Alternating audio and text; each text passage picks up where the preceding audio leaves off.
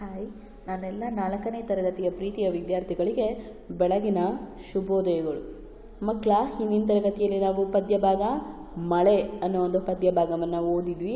ಹಾಗೆ ಆ ಪದ್ಯಭಾಗಕ್ಕೆ ಸಂಬಂಧಪಟ್ಟಂತಹ ಅಭ್ಯಾಸ ಚಟುವಟಿಕೆಯನ್ನು ಕೂಡ ಕೊಟ್ಟಿದ್ದೆ. ಐ ಥಿಂಕ್ ಎಲ್ಲರೂ ನಿಮ್ಮ ಕ್ಲಾಸ್ ವರ್ಕಲ್ಲಿ ಬರೆದಿದ್ದೀರಾ ಅಂದ್ಕೊಂಡಿದ್ದೀನಿ, ಹೌದಲ್ವಾ ಮಕ್ಕಳ? ಸೊ ಈಗ ಮಾಡಿರೋ ಅಷ್ಟು ಲೆಸನ್ಸ್ ಅರ್ಥ ಆಗಿದೆ ಅಲ್ವಾ? ಹಾಗಾದರೆ ನಾವಿವತ್ತು ಒಂದು ಹೊಸ ಅಧ್ಯಾಯ 6 ದೊಡ್ಡವರು ಯಾರು ಅನ್ನೋ ಒಂದು ಗದ್ಯ ಭಾಗವನ್ನು ಪ್ರಾರಂಭಿಸೋಣ.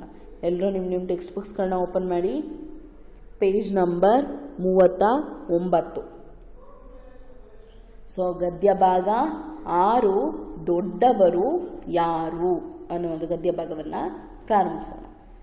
ಯಾರು ದೊಡ್ಡವರು ಅಂದರೆ ಯಾರನ್ನು ಕರಿತೀವಿ ದೊಡ್ಡವರು ಅಂತ? ಏಜಲ್ಲಿ ನಮಗಿನ ದೊಡ್ಡವರು, ಹೌದಲ್ವಾ? ನಮಗಿನ ಜಾಸ್ತಿ ಯಾರಿಗೆ ಏಜ್ ಆಗಿರುತ್ತೋ ಅವರನ್ನು ನಾವು ದೊಡ್ಡವರು ಅಂತ ಕರಿತೀವಿ. ಈಗ ಫಾರ್ ಎಕ್ಸಾಂಪಲ್, ನೀವು ಈಗೇನು ಓದ್ತಾ ಇದ್ದೀರಾ? 4th ಸ್ಟ್ಯಾಂಡರ್ಡ್ ಓದ್ತಾ ಇದ್ದೀರಾ, ಹೌದಲ್ವಾ? ಸೊ 5th ಸ್ಟ್ಯಾಂಡರ್ಡಿಂದ 6th ಸ್ಟ್ಯಾಂಡರ್ಡಲ್ಲಿ ಓದೋವಂಥವ್ರನ್ನೆಲ್ಲ ನೀವು ಏನು ಅನ್ಕೋಬೇಕು?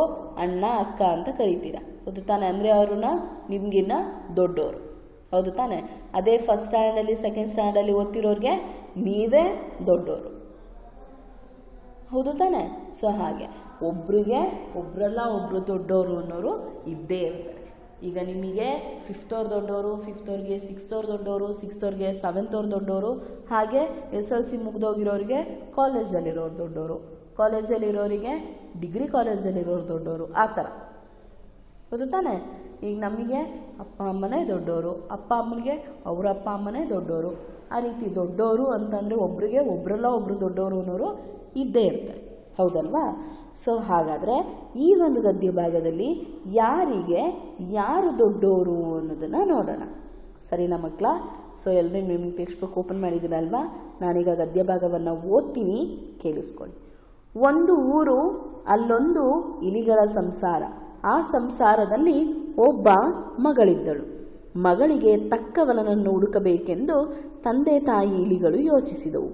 ಜಗತ್ತನ್ನೇ ಬೆಳಗುವ ಸೂರ್ಯ ಬಹಳ ದೊಡ್ಡವನು, ಅವನೇ ನಮ್ಮ ಮಗಳಿಗೆ ತಕ್ಕವರ ಎಂದು ತಾಯಿ ಇಲಿ ಹೇಳಿತು. ಸೂರ್ಯನ ಬಳಿಗೆ ಇಲಿಗಳು ಹೋದವು, ಮದುವೆ ವಿಚಾರ ತಿಳಿಸಿದವು. ಈ ವಿಚಾರವನ್ನು ಕೇಳಿದ ಸೂರ್ಯನು, ನನಗಿಂತಲೂ ದೊಡ್ಡವನು ಇನ್ನೊಬ್ಬನಿದ್ದಾನೆ, ಅವನನ್ನು ಕೇಳಿ ಎಂದು ಹೇಳಿದನು. ಹಾಗಾದರೆ ಅವನು ಯಾರು ಎಂದು ತಂದೆ ಇಲಿ ಕೇಳಿತು. ಅದಕ್ಕೆ ಸೂರ್ಯನು, ಮೋಡ ನನಗಿಂತಲೂ ದೊಡ್ಡವನು ಎಂದು ಹೇಳಿದನು. ಎಲ್ಲರೂ ಸೇರಿ ಮೋಡದ ಬಳಿಗೆ ಹೋದವು. ಮದುವೆ ವಿಚಾರ ಕೇಳಿದ ಮೋಡವು, ಇಲ್ಲ, ನನಗಿಂತ ದೊಡ್ಡವನು ಬೆಟ್ಟದ ರಾಜನಿದ್ದಾನೆ, ಅವನಲ್ಲಿ ಹೋಗಿ ಎಂದು ಹೇಳಿತು. ಬೆಟ್ಟದ ರಾಜನ ಬಳಿಗೆ ಇಲಿಗಳು ಹೋಗಿ ವಿಷಯ ತಿಳಿಸಿದವು. ಆಗ ಬೆಟ್ಟದ ರಾಜ, ನನಗಿಂತಲೂ ದೊಡ್ಡವನು ಮತ್ತೊಬ್ಬನಿದ್ದಾನೆ, ಅವನೇ ಇಲಿರಾಯ, ಅವನಲ್ಲಿಗೆ ಹೋಗಿ ಎಂದನು. ನಮ್ಮಲ್ಲೇ ವರನನ್ನು ಇಟ್ಟುಕೊಂಡು ಸುಮ್ಮನೆ ಪರದಾಡಿದೆವು ಎಂದು ತಂದೆ ಇಲಿ ಹೇಳಿತು. ನಮ್ಮ ಮಗಳಿಗೆ ಇಲಿರಾಯನೇ ತಕ್ಕವರ ಎಂದು ತೀರ್ಮಾನಿಸಿ ಮಗಳನ್ನು ಇಲಿರಾಯನಿಗೆ ಕೊಟ್ಟು ವೈಭವದಿಂದ ಮದುವೆ ಮಾಡಿದವು. ನೋಡಿ, ದೊಡ್ಡವರು ಯಾರು ಅಂತ ಹುಡ್ಕೊಂಡೋದ್ರೆ ಆ ದೊಡ್ಡವರು ನಮ್ಮ ಜೊತೆನೇ ಇರ್ತಾರೆ, ಹೌದು ತಾನೆ? ಯಾರ್ಯಾರನ್ನೋ ದೊಡ್ಡವರು ಅಂದ್ಕೊಳ್ಳೋದಕ್ಕಿಂತ ನಮ್ಮ ಜೊತೆಯಲ್ಲಿರೋ ದೊಡ್ಡವರಿಗೆ ನಾವು ಮೊದಲು ಏನು ಮಾಡಬೇಕು? ಗೌರವವನ್ನು ಕೊಡಬೇಕು. ಸೊ ಆ ಒಂದು ಮೌಲ್ಯವನ್ನು ಇಟ್ಕೊಂಡು ಈ ಒಂದು ಗದ್ಯ ಭಾಗವನ್ನು ಕೊಟ್ಟಿರೋದು. ಏನು? ಇಲ್ಲಿ ಒಂದು ಇಲಿಗಳ ಸಂಸಾರ ಇದೆ, ಗೊತ್ತಲ್ವಾ? ಇಲಿಗಳು ಅಂದರೆ ಏನು? ಇಲಿ ಅಂದರೆ ಒಂದೇ ಇಲಿ ಇರಲ್ಲ, ಹೌದು ತಾನೆ? ಒಂದಷ್ಟು ಇಲಿಗಳಿರುತ್ತೆ, ಅದಷ್ಟು ಇಲಿ ಫ್ಯಾಮಿಲಿ, ಹೌದಲ್ವಾ?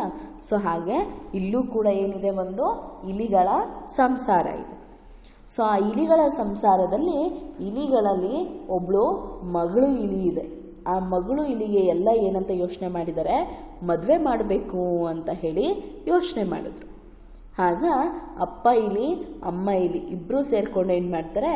ಮಗಳಿಗೆ ತಕ್ಕ ಹುಡುಗನನ್ನು ಹುಡ್ಕೋದಕ್ಕೆ ಟ್ರೈ ಮಾಡ್ತಿರ್ತಾರೆ. ಸೊ ಆಗ ತಾಯಿ ಇಲಿ ಹೇಳ್ತಾಳೆ, ಏನಂತ? ಇಡೀ ಜಗತ್ತಿಗೆ ಬೆಳಕನ್ನು ಕೊಡೋನು ಯಾರು? ಸೂರ್ಯ. ಹಾಗಾದರೆ ಸೂರ್ಯನೇ ತುಂಬ ದೊಡ್ಡವನು. ನಾವು ನಮ್ಮ ಮಗಳನ್ನು ಯಾರಿಗೆ ಕೊಡಬೇಕು? ಸೂರ್ಯನಿಗೆ ಕೊಡಬೇಕು ಅಂತ ಹೇಳಿತು. ಯಾರು ಹೇಳಿದ್ದು? ತಾಯಿ ಇಲಿ. ಆಗ ಎಲ್ಲರೂ ಏನು ಮಾಡ್ತಾರೆ? ಸೂರ್ಯನ ಬಳಿಗೆ ಹೋಗ್ತಾರೆ. ಸೂರ್ಯನ ಬಳಿಗೆ ಹೋಗಿ ಅಲ್ಲಿ ಮದುವೆ ವಿಚಾರವನ್ನು ತಿಳಿಸ್ತಾರೆ.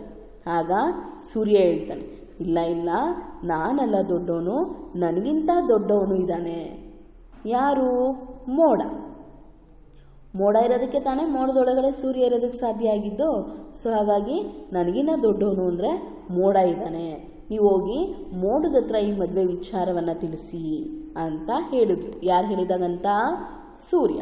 ಆಗ ಇಲಿಗಳೆಲ್ಲ ಮತ್ತೆ ಏನು ಮಾಡ್ತವೆ? ಮೋಡದ ಹತ್ರ ಹೋಗ್ತವೆ.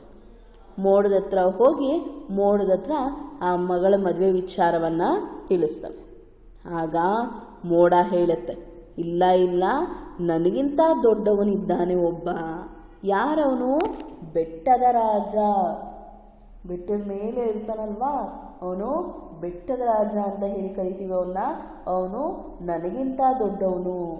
ಸೊ ಹಾಗಾಗಿ ನೀವು ಹೋಗಿ ಅವನ ಹತ್ರ ಈ ಮದುವೆ ವಿಚಾರವನ್ನು ಹೇಳಿ ಅಂತ. ಆಗ ಮತ್ತೆ ಇಲಿಗಳೆಲ್ಲ ಏನು ಮಾಡ್ತವೆ? ಬೆಟ್ಟದ ರಾಜನ ಹತ್ರ ಬರ್ತವೆ. ಬೆಟ್ಟದ ರಾಜನ ಹತ್ರ ಬಂದು ತಮ್ಮ ಮಗಳ ಮದುವೆ ವಿಷಯವನ್ನು ಹೇಳ್ತವೆ. ಆಗ ಏನು ಮಾಡ್ತಾರೆ?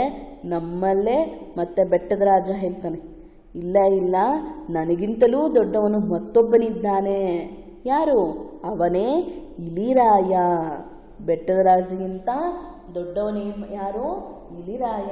ಸೊ ಹಾಗಾಗಿ ನೀವೇನು ಮಾಡಬೇಕು? ಇಲಿರಾಯನಿಗೆ ನಿಮ್ಮ ಮಗಳನ್ನು ಕೊಟ್ಟು ಮದುವೆ ಮಾಡಬೇಕು ಅಂತ. ಇಲಿರಾಯ ಯಾರ ಫ್ಯಾಮಿಲಿಯವನು? ಇದೇ ಇಲಿ ಫ್ಯಾಮಿಲಿಯು, ಹೌದು ತಾನೆ? ಸೊ ಹಾಗಾಗಿ ದೊಡ್ಡವನು ಅಂತ ಇವ್ರ ಫ್ಯಾಮಿಲಿಯಲ್ಲೇ ಇಟ್ಕೊಂಡು ಇವ್ರೇನು ಮಾಡಿದ್ರು? ಎಲ್ಲ ಕಡೆ ಹುಡ್ಕೊಂಬಂದರು. ಸೊ ಆಗ ತಂದೆ ಇಲಿ ಹೇಳುತ್ತೆ ಏನಂತ? ನಮ್ಮಲ್ಲೇ ವರನನ್ನು ಇಟ್ಟುಕೊಂಡು ಸುಮ್ಮನೆ ನಾವೇನು ಮಾಡಿದ್ವಿ? ಪರದಾಡಿದ್ವಿ ಹುಡುಗನಿಗೋಸ್ಕರ. ನಮ್ಮ ಮಗಳಿಗೆ ಇಲಿರಾಯನೇ ತಕ್ಕ ವರ ಅಂತ ಹೇಳಿ ಆ ಇಲಿರಾಯನಿಗೆ ತಮ್ಮ ಮಗಳನ್ನು ಕೊಟ್ಟು ವೈಭವದಿಂದ ಮದುವೆಯನ್ನು ಮಾಡ್ತಾರೆ. ನೋಡಿ, ಇಲ್ಲಿ ಸೂರ್ಯ ದೊಡ್ಡವನು ಅಂದ್ಕೊಂಡ್ವಿ. ಸೂರ್ಯನಿಗಿನ್ನ ದೊಡ್ಡವನು ಯಾರು? ಮೋಡ. ಮೋಡಕ್ಕಿನ್ನ ದೊಡ್ಡವನು ಯಾರು? ಬೆಟ್ಟದ ರಾಜ. ಬೆಟ್ಟದ ರಾಜಕ್ಕಿನ್ನ ದೊಡ್ಡವನು ಯಾರು? ಇಲಿರಾಯ. ಸೊ ಹೀಗೆ ದೊಡ್ಡವರು ಅಂದ್ಕೊಂಡೋದ್ರೆ ಯಾರೂ ತುಂಬ ದೊಡ್ಡವರಲ್ಲ. ದೊಡ್ಡವ್ರಿಗೆ ಇನ್ನೊಬ್ರು ದೊಡ್ಡವರು ಅನ್ನೋರು ಇದ್ದೇ ಇರ್ತಾರೆ, ಹೌದು ತಾನೆ? ಸೊ ಹೀಗೆ ಈ ಒಂದು ಗದ್ಯ ಭಾಗದ ಮೌಲ್ಯ ಏನಪ್ಪ ಅಂದರೆ, ಅಂಗೈಯಲ್ಲಿ ಬೆಣ್ಣೆ ಇಟ್ಕೊಂಡು ತುಪ್ಪಕ್ಕಾಗಿ ಊರು ಅಲೆದಂತೆ. ಏನು ಹಾಗಂದರೆ, ಈಗ ನಮ್ಮ ಮನೇಲೆ ಹಾಲಿದೆ, ಹಾಲು ಕಾಯಿಸಿ ಏನು ಮಾಡ್ತೀವಿ? ಎಪ್ಪಾಕ್ತೀವಿ, ಅದು ಮೊಸರಾಗುತ್ತೆ, ಹೌದಲ್ವಾ? ಮೊಸರನ್ನ ಏನು ಮಾಡ್ತೀವಿ? ಚೆನ್ನಾಗಿ ಕಡೆದು ಬೆಣ್ಣೆ ತಕ್ಕೋತೀವಿ. ಸೊ ಈಗ ಬೆಣ್ಣೆನ ನಾವೇ ತಗೊಂಡಿದ್ದೀವಿ. ಈಗ ನಮಗೆ ತುಪ್ಪ ಬೇಕು ಅಂತ ನಾವೆಲ್ಲೆಲ್ಲೋ ಹುಡ್ಕೊಂಡೋಗಿ ತುಪ್ಪನ ಹುಡುಕ್ತೀವಿ. ಆ್ಯಕ್ಚುಲಿ ಏನು? ಆ ಬೆಣ್ಣೆನೇ ಕಾಯಿಸಿದ್ರೆ ತುಪ್ಪ ಆಗುತ್ತೆ. ಬೆಣ್ಣೆ ನಮ್ಮ ಮನೇಲೇ ಇಟ್ಕೊಂಡು ನಾವೇನು ಮಾಡಿದ್ವಿ? ತುಪ್ಪಕ್ಕೋಸ್ಕರ ಊರೆಲ್ಲ ಅಲದ್ವಿ ಅನ್ನೋದು ಗಾದೆ. ಸೊ ಇದು ಈ ಒಂದು ಗದ್ಯ ಭಾಗ, ದೊಡ್ಡವರು ಯಾರು. ಅರ್ಥ ಆಗಿದೆ ಅಲ್ವಾ ಮಕ್ಕಳ? ಗದ್ಯ ಭಾಗ ಪೂರ್ತಿ ಅರ್ಥ ಆಗಿದೆ ಅಂದ್ಕೊಂಡಿದ್ದೀನಿ. ಸೊ ಹಾಗಾದರೆ ನೆಕ್ಸ್ಟು ಈ ಪದಗಳ ಅರ್ಥ ಅಂತ ಏನಿದೆ ಅದನ್ನು ಓದ್ತೀನಿ, ಒಂದ್ಸಲ ಕೇಳಿಸ್ಕೊಳ್ಳಿ. ಈ ಪದಗಳ ಅರ್ಥವನ್ನು ನೀವು ನಿಮ್ಮ ಕ್ಲಾಸ್ ವರ್ಕಲ್ಲಿ ಬರೀಬೇಕು. ಸಂಸಾರ ಹಾಗಂದರೆ ಪರಿವಾರ, ಕುಟುಂಬ. ನೆಕ್ಸ್ಟ್ ವರ. ಯಾರು ವರ ಅಂದರೆ ಮದುವೆ ಆಗೋ ಹುಡುಗನ್ನ ವರ ಅಂತಾರೆ, ಮದುಮಗ. ಜಗತ್ತು ಅಂದರೆ ಲೋಕ, ವಿಶ್ವ. ತಕ್ಕ ಅಂದರೆ ಯೋಗ್ಯವಾದ, ಸಮರ್ಥ. ನೆಕ್ಸ್ಟು ಸೂರ್ಯ ಅಂದರೆ ರವಿ. ಬೆಟ್ಟ ಅಂದರೆ ಪರ್ವತ, ಗಿರಿ. ಸಂಭ್ರಮ ಅಂದರೆ ಉತ್ಸಾಹ, ಸಡಗರ. ವಿಚಾರ ಅಂದರೆ ವಿಷಯ, ಸಂಗತಿ. ಬಹಳ ಅಂದರೆ ಹೆಚ್ಚು, ಅಧಿಕ.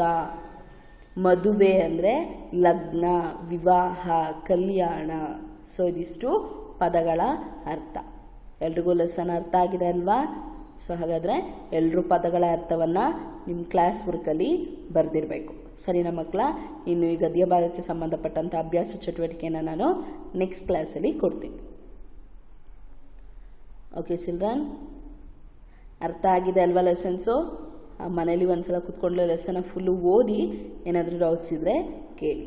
ಸರಿನಾ ಮಕ್ಕಳ? ಎಲ್ಲರಿಗೂ ಧನ್ಯವಾದಗಳು.